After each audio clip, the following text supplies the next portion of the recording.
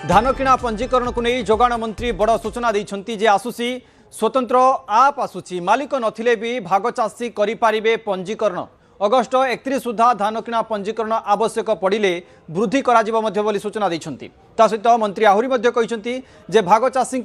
धान बिक्री पंजीकरण को अधिक सहज एवं सरल करबा पई खूब शीघ्र आसीबो एही विशेष आप जरिया जमी मालिक निजे न आसी मध्य सम्मति दे पारिबे जहाद्वारा भाग चाषी को पंजीकरण करिबारे आउ कोनोसी असुविधा हेबो नाही एने सूचना देइछंती खाद्य जोगाण एवं खाउटी कल्याण मंत्री कृष्णचंद्र पात्र। आज सुधा 5000 ऊर्ध्व चाषी सफलतार सह पंजीकरण करिसंती बोली से सूचना देइछंती। ता सहित कहा जाइछि जे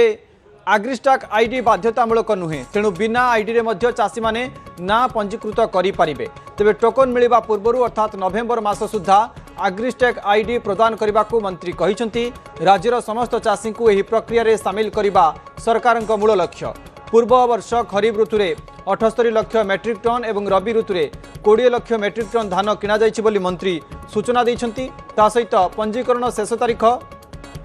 अगस्ट 31 रहितबा बेले आवश्यकता दृष्टि यार समय सीमा मध्य वृद्धि कराजिबो बोली मंत्री स्पष्ट करिसंती। अन्य पक्षरे पूर्व भली अंशीदार माने मध्य आरआई ठारू प्रमाणपत्र आनी पंजीकरण करिपारिबे बोली मंत्री कृष्णचंद्र पात्र ए संपर्क में सूचना देइछंती। रजिस्ट्रेशन प्रक्रिया रे जटिलता अछि या तो ठीक कथा नुह। आमे गत वर्ष खरीफ रे प्राय 78 लाख मेट्रिक टन धान किणिलु रबी रे 20 लाख ऊर्ध्व मेट्रिक टन धान किणा गला। आमे या करिछु जो माने निजर भाग चाष जमी को भाग चाष को देवे से जगार से देइचंदी बोले गोटे प्रमाण दरकार। तो से माने जदि आईदर आसिक कहे जे ना मुझे चाष करने ताले किसी असुविधा ना कि जदि न आसी पारे ताले तापे आम गोटे आप डेभलप करुचु। धर बाहर जन रहीगला इंग्लैंड रहीगला अमेरिका रहीगला से आसीपर ना तेणु से गोटे आप जरिया माने ये फिलअप कर ना माँ दबा चाहूँगी मोर यही व्यक्ति चाष करे तेणु कौन प्रकार असुविधा ना। रजिस्ट्रेशन अगस्ट 31 तारीख पर्यटन लास्ट डेट अच्छी जदि आवश्यक पड़ो किसी समय एक्सटेंशन आम पुणी से चिंता करूँ कि आमर उद्देश्य कहीं जड़े चाषी रजिस्ट्रेशन बाकी न हो कि सी बिकबारे असुविधा न हो आम समस्त कृषकों ठारू धान कि रजिस्ट्रेशन संपर्क में अधिक आलोचना करने कलाहांडी अंशुमान जोड़ी होती। अंशुमान ये मंत्री बड़ सूचना देइछंती जे स्वतंत्र आप आसुची ये आप माध्यम पंजीकरण करा जाई परिबो। बहुत समय असुविधा होता जे मालिक माने जदि न रहउछंती ताहाले भाग चाषी जो माने रहिछंती से माने असुविधा पड़ुतले। वर्तमान समय मंत्री ये सूचना आसिबा परे आपण कलाहांडी रहउछंती एवं चाषी पई यह केते भलो हबो। निहाती भाव में गौतम देखु जदि कहवा कि कलाहांडी होची राज्यर सर्वबृहत धान उत्पादनकारी जिला बरगढ़ पर कलाहांडी द्वितीय आउ जो कथा को नहीं बर्तमान प्रश्न उठूला कि जो एग्रीस्टैक को नहीं जो विवाद लगी रही जो दिन ठू धान पंजीकरण आरंभ है से दिन ठू ही यही प्रश्न घूरी बुलूला चाषी मान मध्य कि केमती एग्रीस्टैक जदि न हो चाषी पंजीकरण करें ना से जो कथा उठूला बर्तमान मंत्री स्पष्टीकरण रखिंट कि सी कहते चाषी मैंने जो पंजीकरण करेंगे ता उपरे कोनोसी असुविधार सम्मुखीन हेबे नहीं। आ समस्त चाषी राज्य में जदि कहवा कि से धान किणवे तो निश्चित भाव में यह तो चाषी आश्वस्तिकर खबर आनी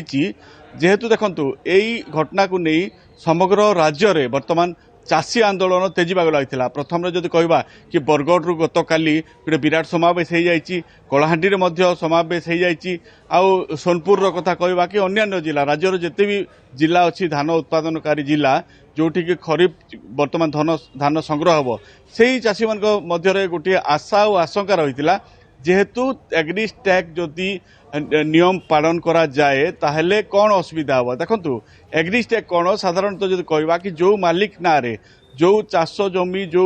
मालिक नारे रही सी ही एग्रिस्टेक आईडी हकदार सी ही करें। परवर्ती समय जितक बेले कहवा जड़े भाग चाषी जदि करुच्ची कि कौन मालिक ठारू सी चाष करुच्ची ताहेले एग्रिस्टेक ता ना हो पार ना या नहीं आशंका उपुजुला किंतु आश्वस्तिकर कथा है मंत्री वर्तमान या स्पष्टीकरण रखिंट किंतु गोटे गुरुत्वपूर्ण कथा मंत्री जोटी कहते कि आगामी नवेम्बर सुधा ए एग्रिस्टेक धान टोकन पाइबा पूर्वर एग्रिस्टेक तार आईडी दाखल करने पड़ो। बर्तमान से गोटे प्रश्न छिड़ा करिछि जेहेतु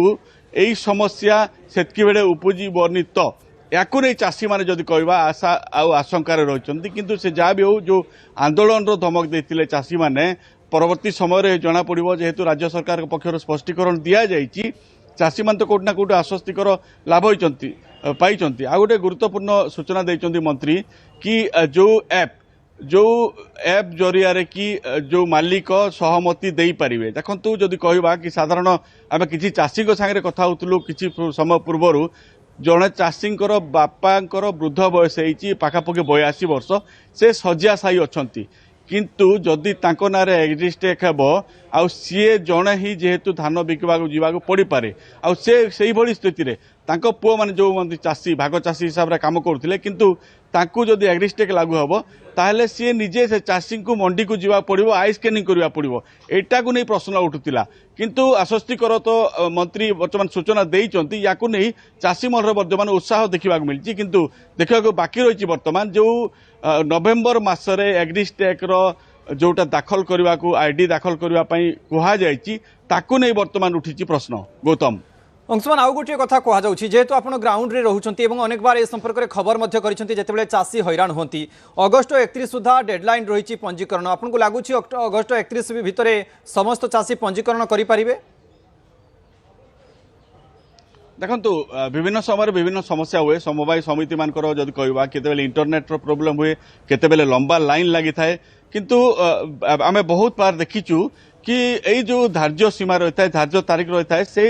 तारीख भितरे संभव हो पारि न थाए किंतु वर्तमान मंत्री भी से घोषणा करछंती कि जेहेतु 30 तारीख भितरे डेडलाइन रही से डेडलाइन रे जदि चाषी माने पंजीकरण करें नाही ताकू समय सीमा को वर्धित करा जिवो सेही सूचना मध्य देइछंती किंतु आशा मध्य करा जाउची कि केति आगु तार डेडलाइन टा बढ़ा जिवो किंतु आमे देखिजु विभिन्न समय कि सेही समय सीमा भितरे प्रायतः तांकर पंजीकरण चाषी माने करि पारि न थांती किंतु